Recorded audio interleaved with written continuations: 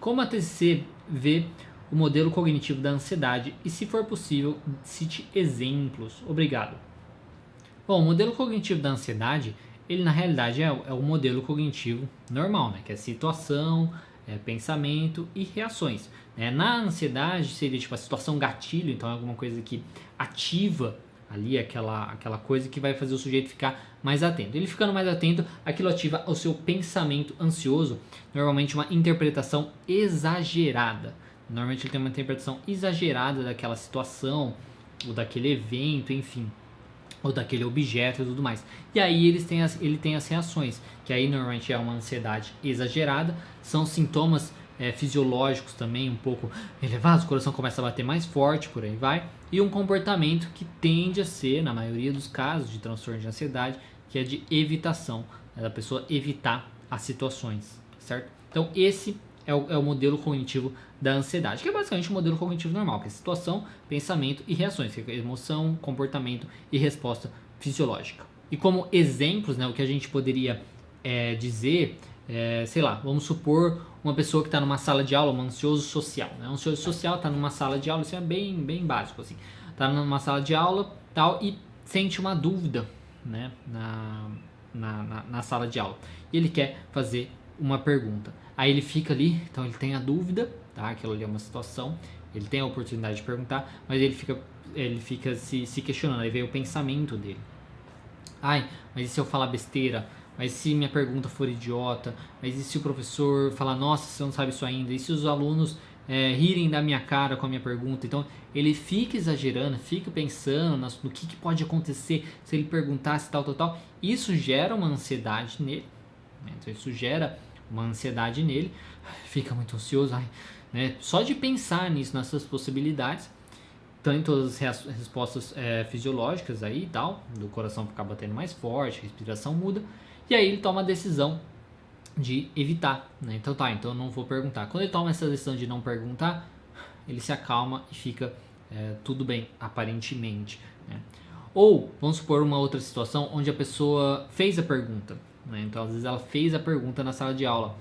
Ele fez até que deu tudo certo, mas ele ainda, depois que já aconteceu a situação, por algum sinalzinho, sei lá, o professor dá um sorrisinho, um aluno fez uma brincadeirazinha, sei lá, qualquer coisinha assim, ele vai interpretar aquilo de uma maneira ruim, né? Então ele vai interpretar aquilo de uma maneira ruim, falar, tá vendo, eu falei besteira, ai meu Deus, o que eles estão pensando, aí ele fica ruminando aquilo na cabeça, aquilo gera ansiedade nele, então gera ainda mais ansiedade nele, e aí tem o comportamento, no caso, é da ruminação, né? Dele ficar preocupado com aquilo, o que eu fiz, não devo fazer isso de novo. Então, após o evento, ele fica encucado com aquilo, encanado com aquilo. E o maior problema de tudo é quando o sujeito ele começa a se encanar com suas próprias reações físicas, né? Então, vamos supor que aí no caso do transtorno de pânico. Então, assim, o sujeito está no transtorno de pânico, o que acontece?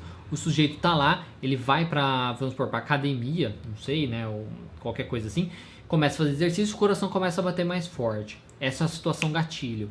E ele, nessa situação gatilho que ele tem, ele começa então a se preocupar. Nossa, meu coração tá batendo mais forte. Meu coração tá batendo mais forte. E aí pode acontecer duas coisas aí. Aliás, várias coisas, mas enfim, nesse exemplo aqui. Pode acontecer dele falar, nossa, vou ter um infarto.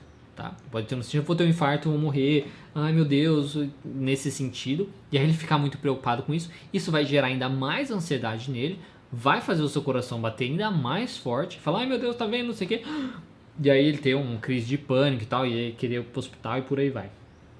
Ao mesmo tempo, ele poderia na realidade ficar com o coração batendo mais forte, ai meu Deus, eu tô ansioso, aí ele percebe isso, estou ansioso, os outros vão perceber que eu estou ansioso, aí o medo dele aí é de ser julgado pelos outros, os outros interpretarem, ai meu Deus, eles vão perceber que eu tô ansioso, eles vão perceber que eu tô ansioso, aí eu vou começar, certeza, vou começar a suar, por exemplo, aí começa a suar, e aí ele começa, o foco dele vai nas suas reações, então o foco da pessoa ansiosa acaba sendo muito mais interno do que externo. E aí ele foca naquilo, nas sensações físicas dele, nos seus pensamentos, nas suas catastrofizações, e aquilo vai piorando a sua ansiedade, aquilo vai piorando os seus transtornos, né, suas reações físicas.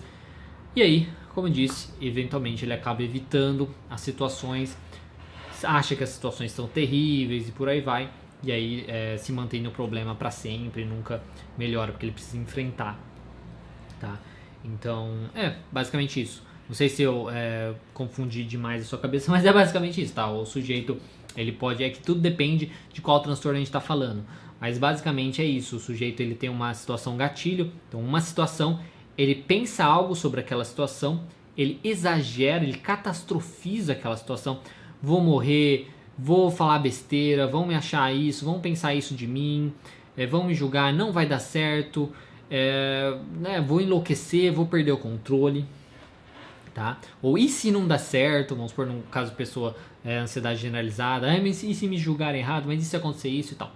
Então ele catastrofiza, ele exagera ali aquela situação, então teve o gatilho, ele exagera aquilo gera ansiedade nele, e aí ele tem o comportamento que às vezes mantém ele no problema, que às vezes é evitar, às vezes ele fica muito preocupado com isso, ele tenta ser perfeccionista, às vezes na situação tentar fazer tudo perfeito, conferindo várias vezes, né, aquela coisa que ele precisa fazer, tudo mais. Então tudo depende, tá? Então depende muito de qual transtorno de ansiedade a gente está falando, do sujeito, de qual situação que é a situação gatilho, mas basicamente é isso, tá? E aí no transtorno de pânico, o pior, né, que pode acontecer é justamente porque daí a própria ansiedade se torna um gatilho, né? Os próprios sintomas da ansiedade se tornam um gatilho.